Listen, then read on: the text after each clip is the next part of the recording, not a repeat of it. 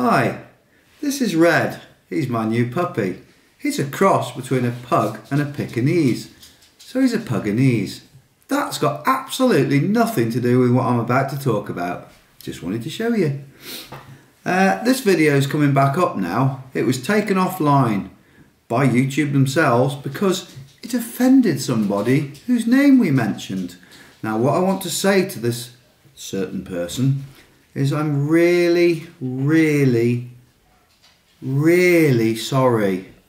If at any point you would like me to come over and give you a lovely cuddle, maybe Red could come along too, because he gives yummy cuddles.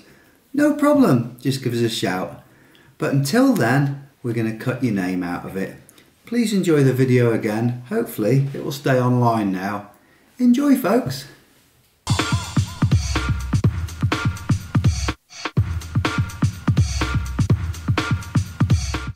Today's guest, we have a good old friend of mine, Si Paton, and his little mutt. Oh, well, not so little. Hensley. He's actually bigger than you, isn't he? It wouldn't be hard, would it? I was going to say, it's not difficult. Oh, look at that. There we go. So we love dogs here. I nearly brought Ian, but I thought it would be, you know, if you were bringing him, it would just be mental. Yeah, so he's pretty chilled. How's things? There's absolutely stacks to talk about. Lots to talk about. Where do we begin? Where do we begin? I think. Where did it all finish? I think for anyone who hasn't seen us together on any of our edits before, just a quick one to say, we go way back. We used to race downhill together from mid-90s till early noughties, I'd say. A bit later for you. Yeah, and there was always a great rivalry. Yeah. I used to work for Descent World with Johnny Beckett, and used to work for Dirt Mag. He did the True and False. Yeah.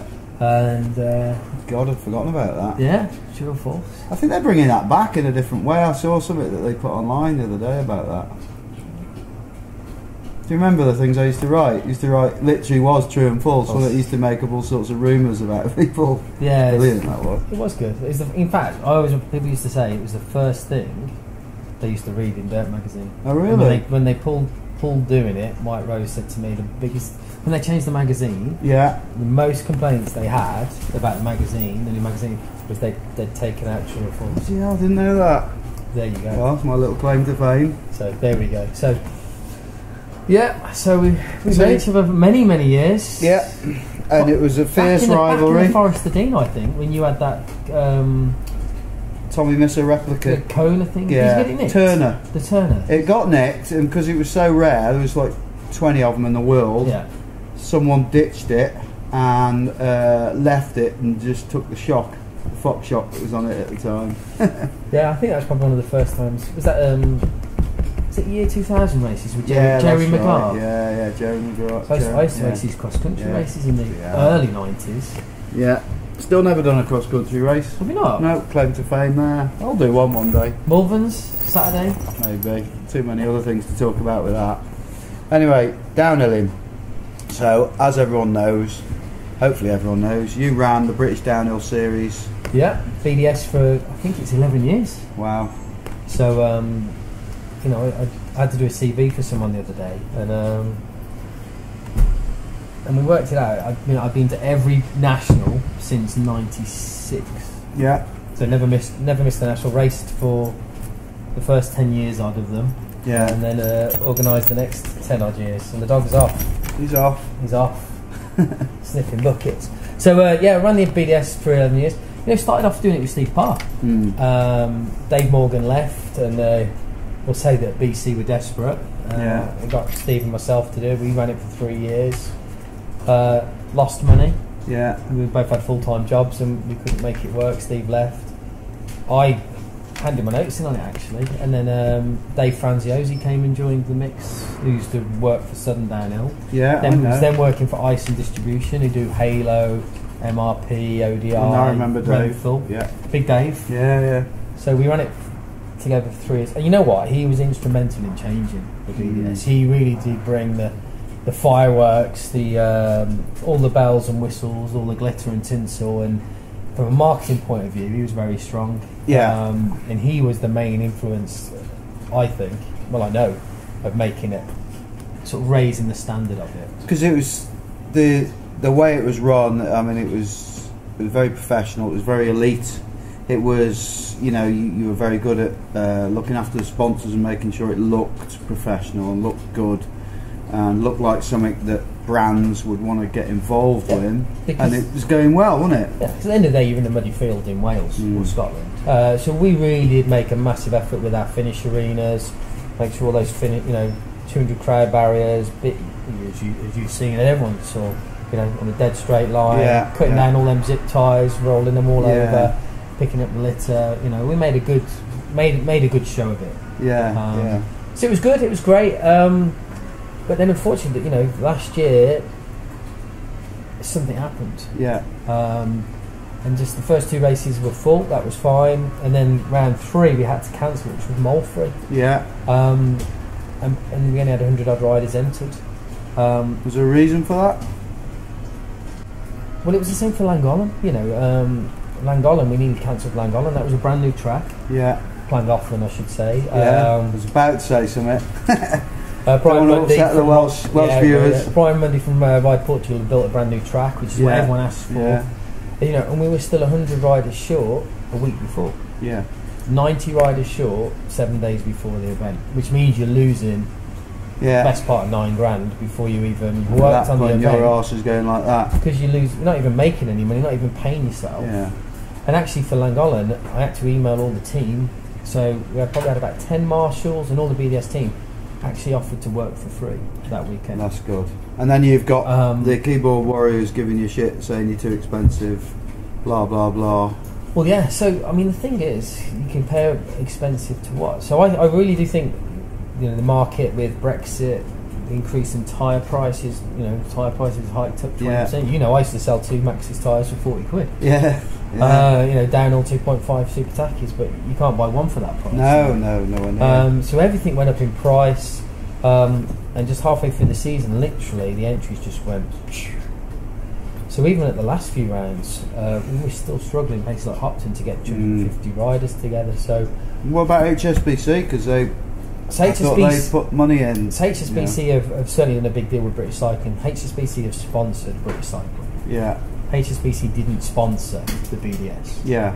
So however many millions that was, you know, yes, BC did support the BDS. There was some funding that did come in. But you know, I have to remind people, and I put it up quite a few times on Facebook, to put on a quality race like what we did was well in excess of over 25 grand. It was closer to 30 grand to put each event on. I remember you. And we detailed that down with a number of marshals. You released that, didn't you, to sort of let everyone know the costs. And nobody argued. Which I thought was brilliant. There's not many people who do that, really. I had to do that because people moan, oh, you're earning loads of money. It's like, well, I'm not. Yeah, because there was the £20 Hoy Cup, wasn't there? From the year before that everyone was moaning about. It was still 250 riders paying 95 quid, roughly that's 25 grand, and yet the races on average would cost me 28 to 30 grand to 30 grand to buy on. So BC were helping to subsidise some of that, so was the sponsorship, and I took the sponsorship as my wages. And if there's any car parking fees, then you know that's my bonus as well. If it's a sunny day, we'd do okay out of that. So that was the problem really. And then for this year, we were told that we couldn't have a title sponsor, a presenting sponsor. Right. So was that like the final nail? Yeah. You know, I was awarded the national champs for this year, for 2018. I've got 2 presenting sponsors lined up for that. And then was told, you can't have a presenting sponsor. Right. And I was like, well, that's my wages for doing the event. So you were told that by British Cycling? Yeah. So we'd done all the work at Llangollen, we'd done some work in the woods. We had put the paperwork in for the road closures and stuff like that, risk assessment, we got the insurance for the event, and then we were told no, we can't have any presenting sponsors. So I had to turn around and go, well, unfortunately I can't do it, which was really gutting for me because we were going to put on a really good show, and we'll talk about the Malverns later, but I was hoping to bring some of the crowd from the Malverns. Hey guys, I hope you've had a great weekend here. Next month, middle of July, come to Llangollen nice for the national champs, and we could have used some of that infrastructure from the Malverns to make a real big, not just a race, an event, a mini festival, to get people to come along. I'm imagining while all this is going on, you're looking at things like Ardrock, and you're looking at 5,000 whatever riders signing up, and it being full in 10 minutes. Yeah. And you're thinking, what the hell am I doing wrong? But then you must be thinking, well, festival, that sort of thing, that's what people want now. You know, we couldn't put on with the money anymore at BDS. You know, so riders were getting free jet wash, free lube, air hoses. They were getting free pictures from Monster Energy. We had Crank Brothers, Shimano, Hope there, Sprung Suspension. So from a package point of view as a rider, if you turned up at the BDS and you fell off your bike and something went wrong, you could get it fixed. It could cost you nothing. You know, even people like Madison were absolutely fantastic. They wouldn't turn a rider away. You snapped your bars, you go to the Madison tent and you'd offer them money. They go, no, we've got a set of Shimano bars, Pro bars or something, and they would hand you those bars. You know, the service was awesome, but we couldn't deliver unless you had a massive sponsor. We couldn't because of HSBC. We couldn't raise that price above 95 quid. We couldn't deliver any more. But we know that the BDS was the top tier. You know, it was the cream of the crop in every category. Because you've got to be special to race downhill. You know, you've got to be a bit crazy.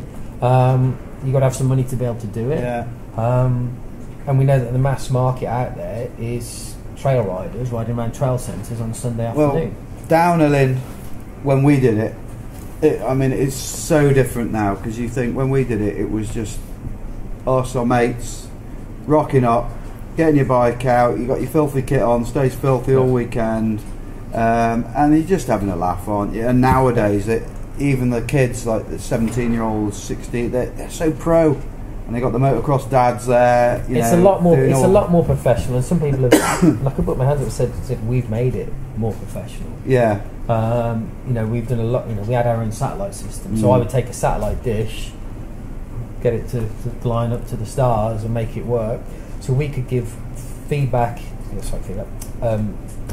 We could promote the event all day long. So the riders, and that's just not just the top riders, but you know, some of the videos, the live feeds. Do you think the fact that you made it so professional and the fact that it was so elitist might have sort of been derogatory to it in the end? Put people up. But that's the thing, and people have said that to me, and I 100% agree with them. We make it too elitist? Not with the price, because you know it was only a 10-15 quid more than another regional. But when you added up the services that you got, you know, that equaled it out. But people did say, "Oh, I could never race at BDS," because you know they thought every race Danny Hart and Steve Peat were there. And do you think that's the same sort of mindset that people had when it came to the year of you running the British Enduro? Yeah, I think so. I think we went in too professional. It's hard to say too professional, because you know, we went full out making the event look really good, make sure there was plenty of marshals, medics, but I think people thought, you know, what if I come to a national level enduro race, you know, I might be sort of found out that I'm not actually that good. You've told the wife, you've told your mates at work, you spent $7 on your bike and all your kit, and actually you've turned up and you're like, where did you finish the weekend and get smoked? Because it was the top riders coming. You know? I think this boils down to the fact that nowadays there's so much choice. There's so many little regional races that are so much fun, especially in enduro, where you've got these like day races and things like that, and people just want to pick and choose the good places, and they want to stay in their local area as well, because they don't need to go up Scotland and here, there, and everywhere. So you got to think there's, you know, I call it the bullshit monitor, which is Roots and Rain. Very good website. Check it out. Especially, and you can put in the riders of you, and you can put your competitor. So you can put in Si Paton versus he's never done that Jim Buchanan, and you can see who was the overall victor. But in this day and age, you know, a lot of people are out there on social media telling everyone they're Johnny Bollocks. And the reality is they're not. But that's fine. It's not a problem. But that's the problem with racing. When you've got a high level race, you know, is you get found out. So some people will just not do that. And we know people don't want to commit to series race. I don't think in this day and age now. I don't think they want to commit to a series. You know, if me and you and you know, Stu Hughes and whoever else said, oh come on, let's all 3 or 4 of us go and do that series. I can't do that weekend because it's the anniversary. I can't. The kids are on holiday. I can't. Yeah. But you can pick off a one-off race. So stuff like the Hard Rock. Yeah. Well, let's tick that off. Let's get that on the bucket list. Let's go and do that. Let's go and do the Mega Avalanche, Trans Provence, or something like that. It works really well because you can say, June next year, let's all go to the Morgans. Let's do that weekend. Yeah. Told the wife, we're all off. Booked it off work. We going. So you can do a one-off event. And if you want to do that, and I said you can do these regionals, these one-day events. Yeah, they're regional, they're local to you. Probably live within an hour and a half. You don't have to stay in a B&B. You can just get up early Sunday morning. You can go home Sunday night for tea. Yeah, exactly. So it's gone over, and you now have UKGE making a comeback this year. So spoke to Steve yesterday. So you know, I think he's going to go live next week for the other for single rounds, but for the 5-round series, he sold 100 odd entries per round, so he's a third full already. So that's great news for UKGE. I know he's got some sponsors coming on, but all his category sponsors are full, so the industry's supporting him. He just needs the riders. Hopefully, fingers crossed. He needs that. I don't even want 250, 300 riders, but you know, 300 riders is a good number, and he can make it work. Do you think he should have gone with an e-bike category, being an e-bike rider yourself? Has he not gone e-bike then? No, apparently not. He's an old stick in the mud. He's pyro. It's more numbers. You know, it does upset some people, but for me, if he's got another 10 people riding, paying 65 quid an entry, 70 quid an entry, it can mean the difference between that race being viable or not. You know, and as a race promoter, you know, you lot out there all earn loads of money. I think, you know, a race organiser should earn some money. Yes. You know, and everyone seems to think that they shouldn't, but the more money he earns out of that event, the more money he can put back into digging the trails, going out, finding new venues, buying new equipment, and making that series better, which is what you ride. The organiser doesn't ride it. Yeah. I think we're all guilty of doing the maths when you come into a race, especially things like Hard Rock, when you look at however many 5,000 and then you times it by the entry and you go, they're making, you know, they're making a fortune. And they're not, you know, they're obviously, I imagine those lads are doing all right out of it, but the costs, like you say, are phenomenal, aren't they? What people don't remember is that, or don't think, is that as an organiser, it's a crowdfunding business. Yeah. So, you know, like for me, for Langolan last year, you know, a week before I was losing over 9 grand. You know, and then on Monday it's 8 grand, and then it's 7, and then it's 6. And by the final time we came out of it, I was breaking even, and just after the event, I made a little bit of cash. Did you ever make any money off any of the British Enduros? No, I lost about 20 grand doing it. Did you? Over the season? Over the series, yeah. That must have been painful, because the BDS was sort of supporting that while it was going, wasn't it? And that mustn't have helped. Yeah, so the year before I didn't make any money. Did this affect you mentally, the whole thing? It's a stress, isn't it, for sure? Like we were putting on a great enduro series with all the bells and whistles. I see you lost your hair. That was a long time ago. But no, we had a problem with what was his name? The other bloke. For Gravity Enduro, UK Enduro. God, yeah. He ran off with everyone's money. Didn't pay all the suppliers. I can't remember his name now. Yeah, that friend of ours. Yeah, that friend. We supported them with when I was with Enduro Mag, and that bit us in the arse a little bit. Yeah, he ripped everyone off, didn't he? Yeah. Oh well. Still looking for you. Such is life. There's such a thing as karma in life, and I'm sure it'll get him. It'll get him. We'll bite him on the bum. But you know what? If he hadn't done that, if he hadn't set up that series and tried to copy our name, because he called it the British Enduro Series. Yeah, that's right. And then we went legal and I had to tell him not to. But yeah, he took probably half the entries for the first 2 rounds. I mean, I had a rider of his turn up at Malford BDS. Like, thinking you were the same. Demanding a refund, and I've been emailing you, and you haven't been responding to my calls and messages, and I was like. To me, and you know what? I turned around and I said after that, I'll give everyone that entered his series a free entry at our British Enduro Series. So I tried to do the right thing, but the damage had been done in Enduro world. So anyway, moving on. Swiftly on.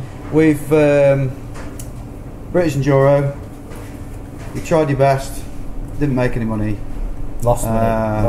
Lost a lot. BDS was supporting it. Then we had all the problems with the BDS that we've talked about. Yeah, it's been a struggle. So let's go back 20 years right now to a little place called the Malvern Hills. Malvern's, not Malvern's.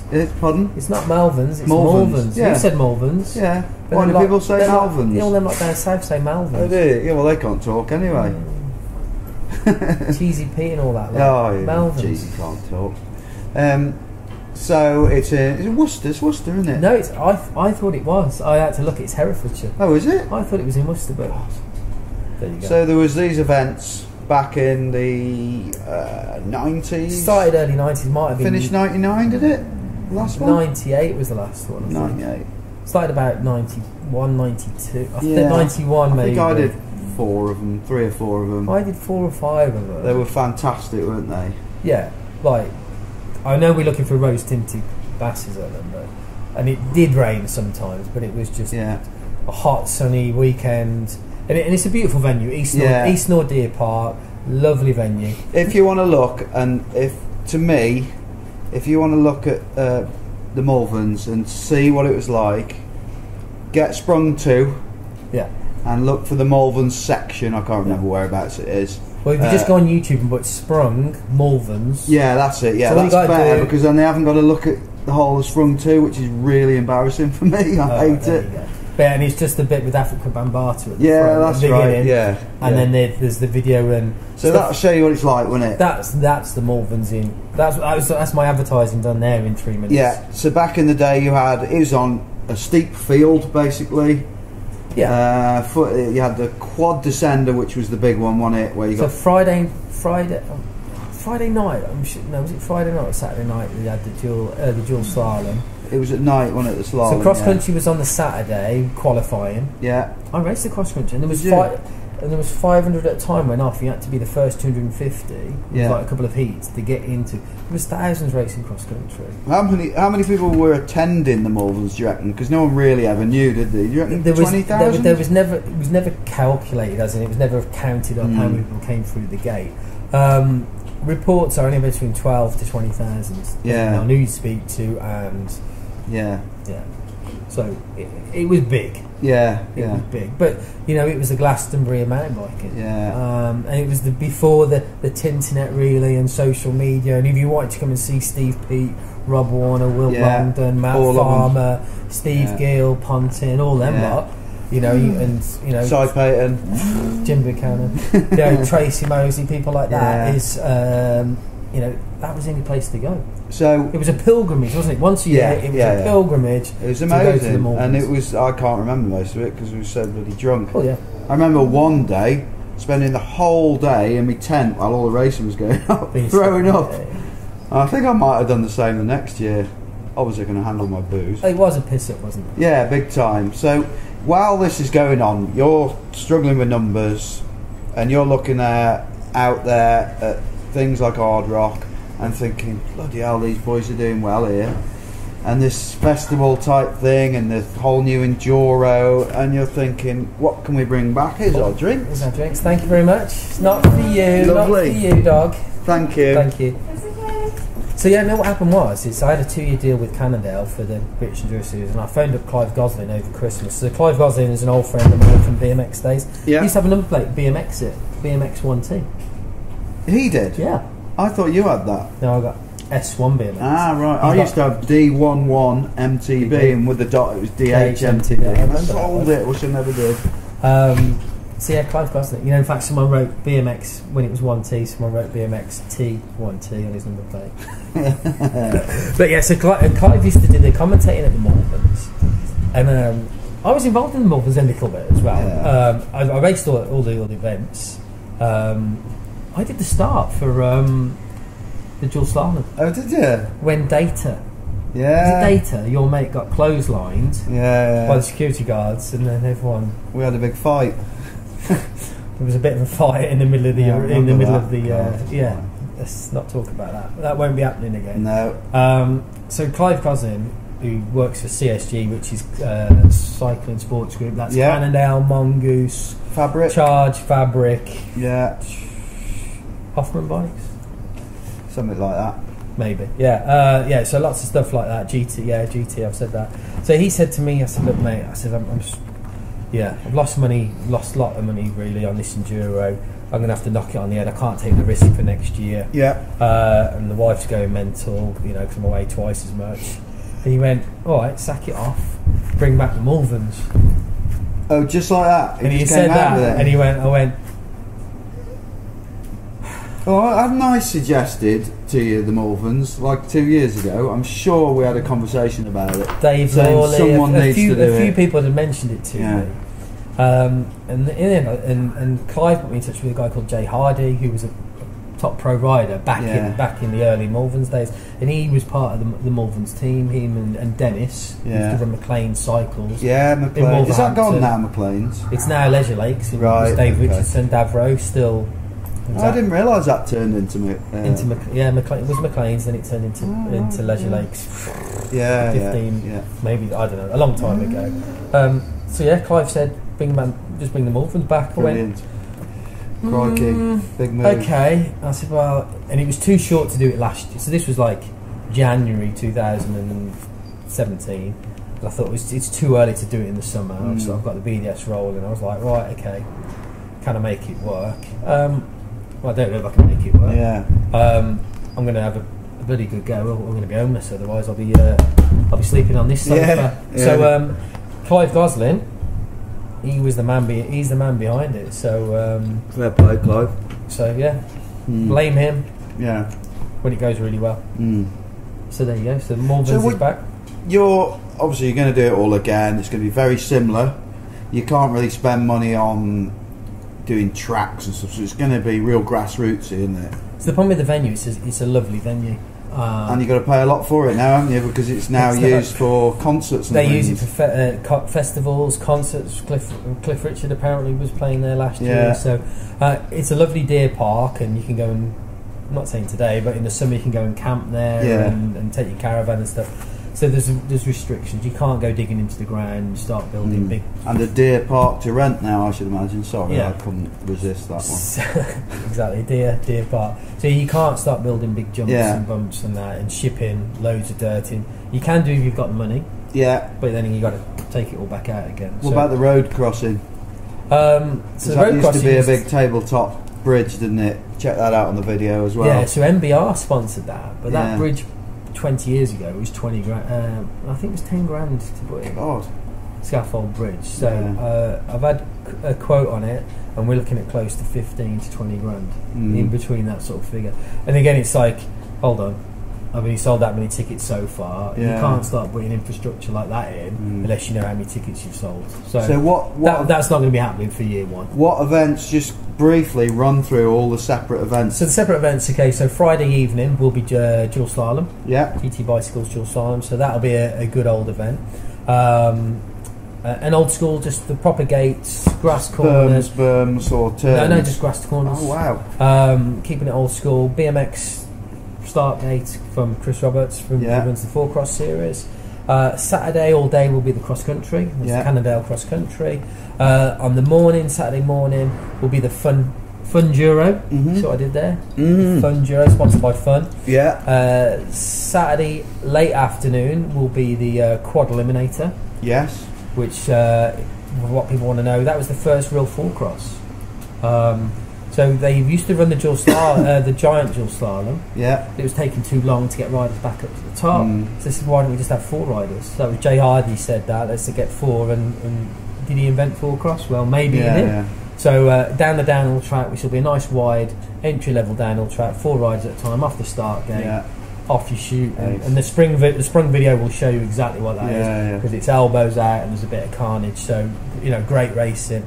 Saturday evening, sponsored by TRP, with the lake ride. So we can't have lake jumping at the Malverns. That used to be a big thing, but that lake is only waist deep. Right, and health and safety nowadays is a bit different to the 90s. If someone ever did a big jump and went head first in and landed on the red, you can't have that on your shoulders. Can't have that on my conscience, and I don't want to be going to prison for stuff like that. So we're proposing, and let's see if I can get my engineering degree out, to build like scaffold planks across the lake. Yeah.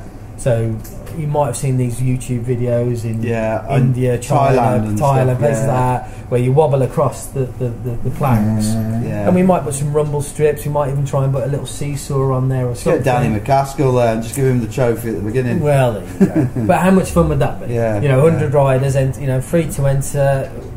Get your helmet on, get your bike, ride along that plank, and whoever makes it to the other side, they're going to get such a cheer off the crowd.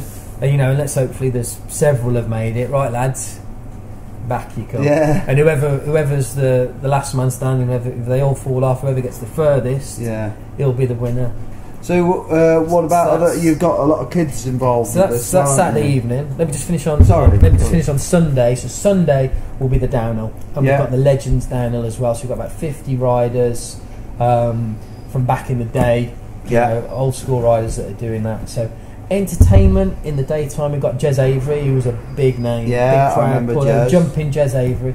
So he does these stunt shows. He drives around like in a little buggy thing, and he goes on 2 wheels and drives around the arena, and he's got motorbikes, trials bikes, so he does all these stoppies and wheelies and stuff like that, and he's got a quad bike with a roll cage on it, so he puts the front brake on, and it does gambols down the field. So he's coming along. He's going to do 2 shows a day on Saturday and on Sunday.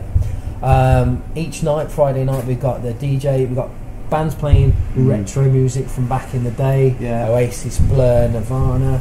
So, and then that's 7 till 9, then 9 till 11 we've got the DJs playing. Cool. So a bit of bring your dancing shoes and fancy dress Saturday night, as always at Morven's. Yeah. And the theme will be, of course, bring your old school retro race kit. Yeah. So start squeezing in, because that lycra will show those lumps and bumps. Yeah. And Saturday evening as well, we've also got exposure lights. They're going to be bringing us the pub quiz. Yeah. What year did Hope first release their disc brake?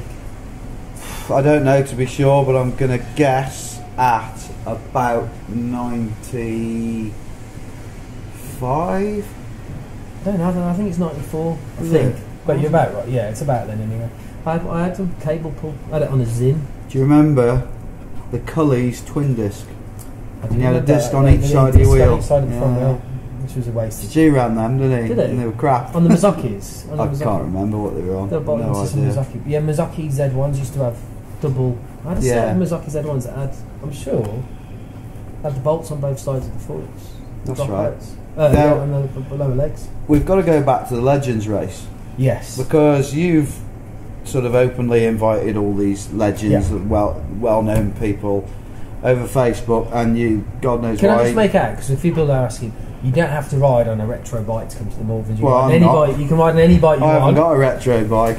I've always been so skint, I've sold all my old bikes. See, I've still got my 96 Foes TS Mono, and I've got my race, I've got that SE race kit, and I've still got the Vans, the high tops, and I've still got a Troy Lee Daytona lid. Yeah, you obviously earned a lot more money than me. I've always had to sell things because I need the money. I was earning a lot of money back then. I had a proper job, proper sales job. So yeah, you invited me. Yes. And everyone else you invited on Facebook were like, yeah, well, I'd love to do it, whatever, you know, all these top. But I didn't just say yes, did I? I said something else, because I think this needs mentioning. So yeah, you said that you would race me. I'd race if you do it, and we can reignite that old competitive fire we used to have. The problem is I want to race it on my old Foes. Yeah. Which is obviously I've got a big advantage then. I'm on the. Well, let's be honest, the bars are about that wide. Yeah. I think they're about 6. I don't know. I'd love to measure them actually, but yeah, that bike's a bag of nails. Yeah. Compared to like the suspension. Yeah. I mean, it's got XTR V brakes on the back and oh god, whatever front brake is. The thing is, there's people like Petey and Longdon and that. They'll still smoke me on an old bike. I won't get near them. So yeah, Longdon races. He'll be on that. I bet he'll be on that Rocky Mountain. Yeah, with the Tioga disc drive. Yeah, and wouldn't that be nice just to hear that? Yeah. Whatever that Tioga disc drive. It'd be great to see all those lot back together, because I think it's also worth mentioning. When you did the Legends downhill race at Antistyniog, was it 2 years ago? No, that was 2014. Oh God, it seemed like yesterday. That's 3 years. Yeah, it's 3.5. Yeah. What a buzz that was, having all the old faces back together. Good, yeah, for the Jason McCroy 20th memorial. So we want to do something at the Malverns. Yeah. We've got a 3-year deal, exclusive cycle event there. So we'd like to do something that was 2014.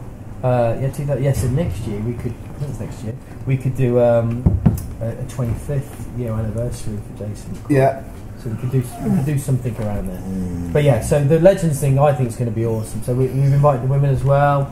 So we've got someone like Petra Wiltshire, Karen Van Meerbeck, Kerry Basin, Kelly Salone. It's quite a few sort of, hopefully. It's names I haven't heard for a while. Anya Rees-Jones. There's some names in there that are going to hopefully, fingers crossed, come back. Oh, that's brilliant. Well, I'm really looking forward to it. And obviously we shall be doing some kind of edit from there and putting you in a probably 6-figure bill. Yeah, no doubt. Well, we'll have internet for you. Yeah. Kids as well. Yeah. Bring the kids to the Malvern. So if you're 12 and under, kids will be free to come.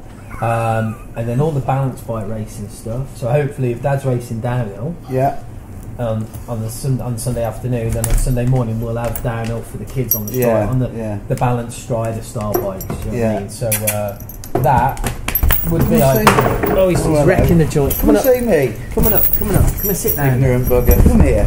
Sit down. Sit. Hello. He's going to get very excited. He's going to get very excited. Right. Probably get his lipstick out. Sit. Will you listen to sit? Sit down. Sit. Oi. Sit. Sit I'm down. not going to fuss him. Lie down. Mental. Lie down. Good boy. Told you. He's got Good boy telling your dog to got his red dolphin out. So the kids thing I think is going to be awesome. Red dolphin. Never heard that one. The red dolphin. Yeah, go on. Sorry. So Spawn Cycles. Yeah. Canadian company. So that's distributed by. Remember Ollie Thomas? Yes, I do. Used to work for Fern and Core, stuff like that. So he's looking at that. So big kids zone, and hopefully, potentially, face painting, bouncy castles. Yeah. Oh God. Dogs will be allowed at the Malverns as well, as long as you clear it. Strong, isn't he? Right. Will you sit like that and chill out? You ain't gonna, will you? Oi. Go on, so the kids stuff's going to be, I think, it's going to be awesome, and that'll all be free. Unfortunately, the older kids will have to pay. So if they're on a pedal bike, racing stuff like the cross country and the mini downhill stuff, you have to pay for that. Unfortunately, because we have to pay BC insurance to cover all that. But basically, a lot of the kids stuff will be free. Yeah. And one thing I'm hopefully going to make work, if I can get the water pumps to work, is a slip and slide. Ace. So just on that grass bank, the old cross country climb over the road from the lake, a slip and slide. So you can imagine trying to get the kids off that on Saturday evening. It will be like stop. And then another good thing that should be going on as well is hopefully. I'm saying this now. Hopefully we're going to sign this off. But I'm in talks with Muck-Off to do the pump track. Yeah. So that'll be open all day. Brilliant. Friday, Saturday, Sunday, and pump track racing. That's the wooden pump track that they had at the Hard Rock. Yeah, so we've got that, and I've also hired in short tracks, the wooden pump track as well. So for the kids as well, that'll be in the kids zone. Yeah. So that'll be, the kids should come along and have a good time. And if ticket sales come in, you know what you need to say is a date. We haven't said the 15th to 17th of June. Yeah. This year, 2018. So. Yeah, I've got 2 kids. They're coming. I've got a 3-year-old. Yeah, my family's. We're all coming. A 3-year-old and a 7-year-old. So I want to have stuff like storytellers. Get the kids, bring the little deck chairs, beanbags, sit in the tent, and have a bit of storytelling. I really want to look after the kids and make sure the kids are happy. The wife's happy. Happy wife. Happy life. Yes, tell me about it. And then we've also got the big demo weekend as well. So for 3 days, if you want to come along, and so we've got some big companies signed up like Cube, Specialized. To come along and try and demo all those bikes, and it's like a £5 and £1 booking fee to do that. But the money that we're raising from that is Ride for Charlie. Yeah, right. So we are doing a little bit of fundraising for that. So hashtag Ride for Charlie, check it out. Yeah. So that should be a nice thing as well to come and check out all the latest bikes and see what's going on. And then all the industry people are going to be there, from Crank Brothers, Shimano, SRAM, Hope, Sprung Suspension, looking after people's bikes, offering race support. So again, that's great value for the riders out there that are coming along. So, and spectators as well, we look after you. We've got to be a little bit careful with spectator management. I'm always beat on about that, but we'll look after you. We've got medics, there 24/7, and we're going to have security as well. Yeah.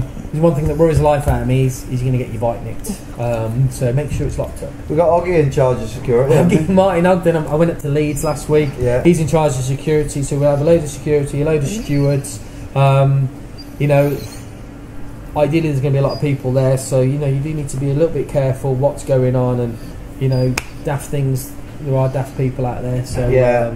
People can see all the stuff that's going on your social media as well, can't they? So check out morvansclassic.com is the website. All the stuff's listed on there, and on Morvans Classic on Facebook and Instagram and Twitter as well.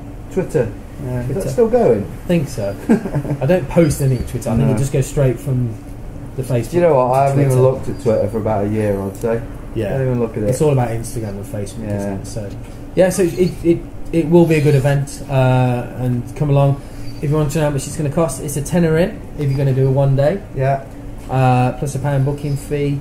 And if you're coming for overnight, it's going to be 30 quid. So if you're 13 or over, it's 30 quid, and that's for your weekend pass. That includes parking, camping, spectating. The £10 pass gets you parking and into the event spectating wise. So and then if you're paying on the door, it's going to go up another £5 or a tenner. So book in advance. He's even making me pay, aren't you?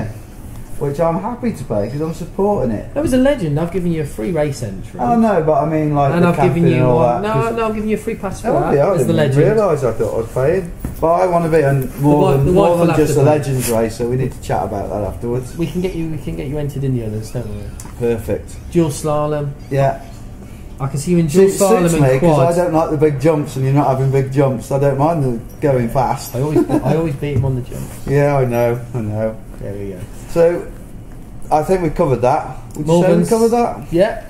Come along. Next 3 years, fingers crossed, we'll have some good weather. I want to talk about currently, because you're a rider. We tend to forget when we're interviewing people who do this and that. You are a rider and you love riding, and I know that. And then I haven't ridden with you for National years. champs last year, 2017, third. Yeah, I know. Yeah. First time on the downhill bike racing in about 11 years, and I still got it. The old legs. You can ride. There were some good jumps on that course. But what are you riding now? That's what I want to know about. What I'm riding now? Controversial. There we go. I was back on with the Thai Bride last week. Thai Bride? Yeah, I got a 4-cross Commercell Thai. Right. The old Thai Bride. I love the 4-cross bike, down the dirt jumps and stuff. I don't get to do it as much as I want, but we went to Bowl Hills, went to Leeds, then went to Bowl Hills in Sheffield. Wow, it was a place. Bit cold, bit windy, bit frosty, but we were back there. Love that. Love the BMX Cruiser, 24-inch down Perry Bar Bike Park in Birmingham, so love a bit of that. Leicester as well, Huncote BMX track. Yeah. Smoking. And I've got a downhill bike still, got a Saracen Miss, which I love, but very rarely get to ride that. But what I'm on all the time is a Cannondale Matera e-bike. E-bike, yeah. And I absolutely love it. You know we what? saw you at Forest of Dean, didn't we? We were doing our. Didn't even plan that. No, just bumped into you. We were doing our e-bike. It's not out yet. It'll be. I'm trying to think. This will probably be out before it. But we've done the 2 days where what can you do on an e-bike? We went up to Snowdon. That's out at the moment, and then obviously the one where we saw you, Forest of Dean, just loads of daft stuff, and we went riding around for a bit, didn't we? And it was such a great day, wasn't it? But we did get some funny looks off the. Well, I say normal riders. E-bike is what they call this. You know what? I phoned up Clive at CSG. Yeah. And back in March, and I had some bad news with the wife. She'd run off. Yeah. A week later, the old dear popped to clogs as well. Oh, sorry to hear that, mate. So I was in a bit of a bad state, to be honest. And I was like, oh, man. And I was in a real bad way. Depression stuff, and my life went tits up basically. Yeah. And I phoned up Clive. Yeah. And I said, dude, I just want an e-bike. Just get me one, buy one, whatever. And he said, he was really kind enough. He said, well, I can just loan you one for a few months. Yeah. Which I haven't given it him back yet, because I needed to get out. Yeah. I need to get out, away from everything, just into the woods on my own, and just. You know, and it was the most therapeutic thing ever. You've lost some timber as well, haven't you? Yeah. And you know what? And people are going to laugh about this when people go, "Oh, you don't get fit on an e-bike." Oh, that's not and true. It's absolutely not true at all, right? Because I tell you what, like, so I've discovered the Wrekin. I've drove past it a million times. And I went a couple of times back to the trails are mental, aren't they? To the Arkle? Arkle. The Arkle, which was in Sprung again. With some good wallows, jumps, and bumps. And I met David Richardson up there the other week, and even he can see it from his house. Yeah. Oh god. Yeah. So the e-bikes, you know, for me, it got me out and about, cleared my head. And you know, and we get a lot of grief about riding on an e-bike, and I totally understand that. And people go, "Oh, you got to go and ride one." You know, you're not getting fit. And I say to people, "Hold on, if you want to get fit, you can get fit in the week down the gym. Yeah. You can do some press ups. When you come out on a Sunday, which is what 95% of us do, is I want to come down the hill. Yeah. The only problem with that is I've got to get up the hill. Yeah. But getting up the hill probably takes 80% of the time, 90% of the time. So it really restricts the amount of time that I can come down the hill. I said recently discovered the Wrekin. I don't know how public I can say or where the tracks are, but they're there if you know where they are. I think Matt Simmons done a lot of those tracks. Did he? Yeah. And even Dave Richardson had only been up in the summer and said you can see it from his house. He'd never been up riding there before, and he was on a normal bike. So in 2 hours, I can climb 1,300 metres. Yeah. Not that means anything to me at all, but all I'm interested in is that I've done 7 or 8 runs down that track, and that's like doing an uplift day. Yeah. It took me 2 hours, and I've still pedalled on the way back up. Now some of you are going to say, well, you didn't pedal. No, you do, because it's not an engine with a throttle. Yeah. It's pedal assist, so you know you're still pedaling. You still.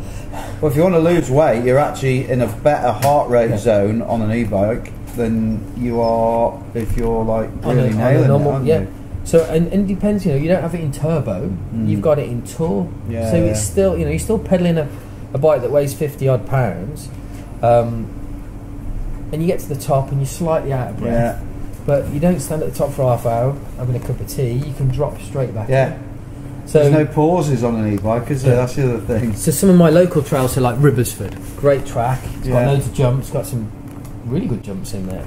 I can do 30 laps of that and go home. Yeah. It's like, so you know, and I use that to help me actually with my training when I was you know, practicing riding bikes, going to get on it again for the national champs last year, and it really did help me session, you know, doing, okay, they're only a minute tracks at Ribersford, but learning not to brake into the corners and brake as late as I possibly can, because I'm doing 30 odd runs down the course, you know, and I was doing one pedal at the top, letting go. And people say, how do they handle? But you get a good set of jumps in front of you. You know, as soon as you land on that downslope, you've got all that weight pushing you forward. And they jump amazing. They're very stable at high speed if you've got decent suspension. But you really do need decent suspension on them. Yeah. And you know what? And on mine, and I know nothing about bikes, as most people know, I had to change the standard shock to put a reservoir shock on, so the guys at Sprung did that. I bet it was overheating, wasn't it? Yeah, and it blew up. Yeah, they can't cope with it. Yeah, especially if you're really putting it through its paces.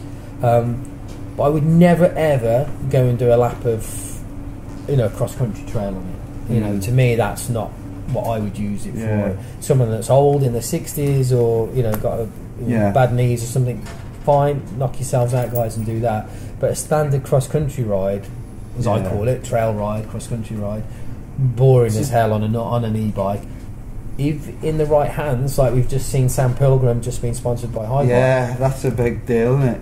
And you look at the smile on his face. If you can get to the top of that hill, which I can at Ribersford in just over a minute. I can't wait to see what he pulls out of the bag with that bike. But if you can just get up the hill in a minute, 2 minutes, and then get back down again, and you can do that 20, 30 times on a short trail at some of those places, it makes your day, puts a smile on your face. You know? And yes, people will go, you're not getting fit. Well, I tell you what, you throw that bike around. So you've lost timber. And, you know, and the upper body strength, you know, you go and do the Wrekin 7-8 downhill runs on that, you get home and your back and your shoulders are killing, because you are manhandling that bike. But it does handle well in those steep, to me, if you can find, I wouldn't go to Molefield or Fort William on it, but those steep technical tracks, with all that weight planted in down the bottom bracket, planting it into the corners, makes it a very stable bike, and it's a lovely, you know. I'm sure they're all, I was going to say they're all the same, but you know, they all handle pretty similar, I guess. And for me, it's just reignited going out mountain biking, because I want fun and excitement. I don't want to be slogging. You know me. I'm a jumper. I want to be on my BMX, down the dirt jumps, down the trails, or on a steep technical downhill track. But I said the only problem is you've got to get up there, and I don't want to waste 90% of my precious time getting up the hill. Yeah. So for me, haters are still going to hate, but good fun. An amazing amount of fun. Do you feel it's sorted you out with, you know, the pressures of running all these races and obviously the strain, and must have been quite stressful? Has getting back on that e-bike and getting back out riding, is it sort of calmed you down? It has calmed me. Got rid of that aggression, that anger. So the only difficult thing is you often riding on your own. Because that's only a matter of time. A couple more years and you'll be riding with your mates who've got e-bikes. You know. I mean, I am sure now. You've only got there are distributors out there now who've dropped their normal bikes and are only distributing the e-bike brand of that brand. The e-bike models of that brand. And it will only be a matter of time before.